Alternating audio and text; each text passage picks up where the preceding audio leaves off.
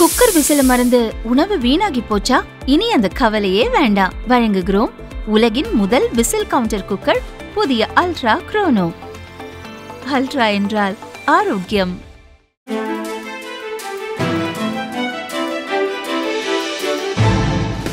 தட்டை, சீடை, முறுக்கு, ரிப்பன் பக்கோடா, அதிரசம், என்ன வேணாலும் செய்யுங்க.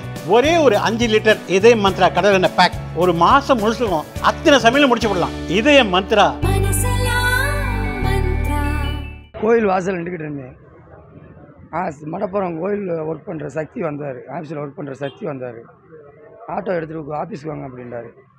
நான் எப்போ கூப்பிட்டாலும் போகிறாள்ன்றதுனால நான் உள்ளே போயிட்டேன். அங்கே ஒன்றா அஜித் மயம் கிடந்தார்.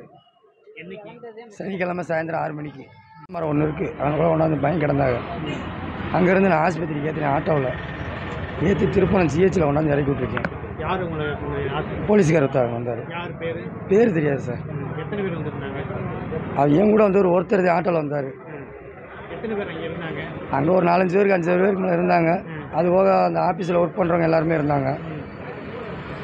நான் கூப்பிட்டேன், வாங்க ஆஸ்பத்திரிக்கு போகணும்ல, வாங்க அவர் கூட வரோம் அப்படின்னு கேட்டேன். இல்லை நீங்கள் போங்க, நாங்கள் வர்றோம்னு சொல்லி என்னை முடிச்சிட்டாங்க. அந்த போலீஸ்காரோட நான் வந்து திருப்பணத்தில் இறக்கி விட்டுட்டேன். அதோட அந்த திருப்பணம் நான் உள்ளே வரேன், கரெக்டாக அவங்களும் வந்துட்டாங்க. மித்த போலீஸ்காரங்க பைக்கில் வந்தாங்க. அவங்க சேர்ந்து ஆஸ்பத்திரி உள்ளே கொண்டு போனாங்க. அது என்னன்னு தெரியல சார். மயக்க சூழ்நிலை கண்ணு மூடி இருந்துச்சு. எனக்கு உசுர் இருந்துச்சா என்னெல்லாம் எனக்கு தெரியல. தூக்கித்தான் ஏற்றினாங்க. நடந்தெல்லாம் வரல, தூக்கித்தான் ஏற்றினாங்க. இல்லை சார், அந்த ஆஃபீஸில் ஒரு சக்தி நல்லா தெரியும். அது போக இன்னும் 2 பயிலுக்கு இருக்காங்க, அந்த பயிலுக்கு இருந்தாங்க. அதான் இங்கே கொண்டாந்து இறக்கி விட்டுட்டேன். இறக்கி விட்டுட்டு நான் கொஞ்ச நேரம் நின்றேன். நின்றதுக்கப்புறம் நான் போவானேன்னு கேட்டேன் சார்கிட்ட, போலீஸ்கார்ட்ட. நில்லுப்பா அப்படின்றாரு. திரும்ப ஒரு 10 நிமிஷம் 5 நிமிஷம் கூட ஆகலை, இறந்துட்டாப்புல அப்படின்னு அவங்க பேசிக்கிட்டு இருந்தாங்க. நான் போலீஸ்கார்ட்ட கேட்டேன், நான் நிற்கவா போவான்ட்டு. மறுபடியும் நீ கிளம்பு அப்படின்ட்டாரு. அதோட நான் கிளம்பிட்டேன் சார். இல்லை, அது எப்படியா இருந்தாலும் ஏற்றினா உள்ளே போயிட்டோம்ல. அவருண்டில் எவராக இருந்தாலும் ஏற்றிச்சாவே.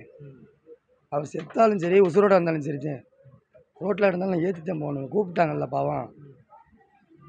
செத்துருந்தா அதுக்காக இல்லை, உசுராக இருந்தால் அதுக்காகலாம் இல்லை. அது எந்த நிலைமையில் இருந்தாலும் ஏற்றித்தான் தெரியுவேன்.